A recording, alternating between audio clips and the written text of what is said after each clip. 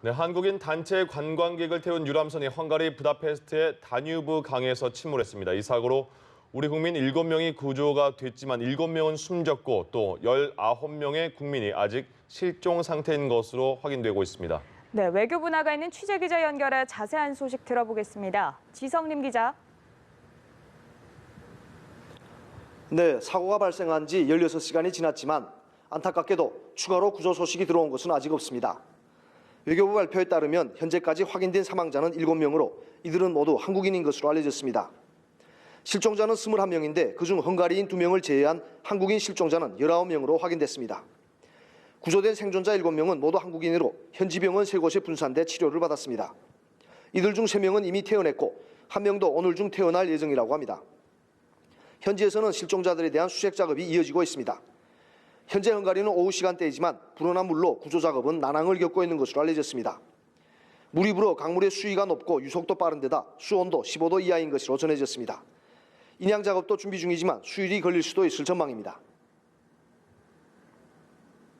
네, 우리 국민이 정확히 몇 명이나 유람선에 타고 있었는지 그리고 또 사고 어떻게 발생을 한 건지 다시 한번 정리를 해주시죠. 네, 사고가 발생한 건 현지 시간으로 어젯밤 9시 5분, 우리 시간으로 오늘 새벽 4시 5분경입니다. 헝가리 부다페스트의 다뉴브 강에서 한국인 단체 관광객을 태운 유람선이 스위스 국적의 대형 크루즈선과 충돌하면서 침몰했습니다. 유람선은 총 45명이 탈 수 있는 크기로 외교부에 따르면 사고 당시 우리 국민 33명과 헝가리선은 2명 등 총 35명이 탑승해 있었습니다. 우리 국민 33명 중 30명이 일반 여행객이고 서울에서 함께 출발한 여행사 측 가이드 1명과 현지에서 합류한 한국인 가이드와 사진작가가 포함됐다는 게 외교부의 설명입니다. 탑승자 중에는 70세 이상 고령과 10세 이하 어린이 1명도 포함된 것으로 확인됐습니다. 외교부는 한국인 관광객들이 구명조끼를 착용하지 않은 것으로 알고 있다며 관행 때문인 것 같다고 설명했습니다. 한국인 관광객들이 탑승했던 유람선은 사고 후에 완전히 침몰했습니다. 최규식 헝가리 주재 한국대사는 헝가리 당국이 오늘 중으로 물속에 잠긴 사고 유람선을 인양하겠다고 얘기했다고 밝혔습니다. 최 대사는 오늘 오후 강경화 장관 주재로 외교부 청사에서 열린 대책회의에서 화상 연결을 통해 헝가리 당국이 헬기를 동원하겠다고 밝혔다며 이같이 전했습니다.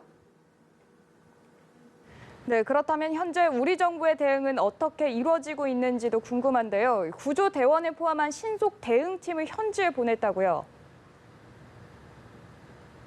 네, 그렇습니다. 사고 소식이 들어온 즉시 우리 정부도 발빠른 대응에 나섰습니다. 주 헝가리 한국대사관은 사고를 파악한 즉시 현장 대책반을 구성했습니다. 영사를 현장에 보내 헝가리 관계당국과 협조해 피해 상황을 파악하고 병원으로 옮겨진 구조자들에 대한 지원에도 나섰습니다.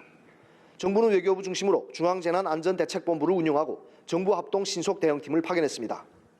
39명으로 구성된 신속대응팀에는 해군 해난구조대 소속 심해잠수사 작전대대 인력 7명을 포함해 해경청, 국가정보원, 소방청, 그리고 외교부와 청와대 위기관리센터 인력 등이 포함됐습니다. 외교부 재해동포 영사실장을 비롯한 외교부 직원 4명이 현지로 먼저 출발했고 후발대는 오늘 오후 8시경 인천공항을 통해 출국했습니다. 강경화 장관도 현장 지휘를 위해 오늘 밤 늦게 헝가리로 출발할 예정입니다. 강 장관은 현지 시간으로 내일 오전 8시경 헝가리에 도착해 사고 현장을 방문한 후 헝가리 외교장관과 사고 수습 방안을 논의할 예정입니다. 정부는 사망자 유해가 다뉴브강 하류로 떠내려갈 가능성에 대비해 헝가리 주변국들과도 수색 작업 협조를 논의하고 있습니다. 지금까지 외교부에서 연합뉴스TV 지성림입니다.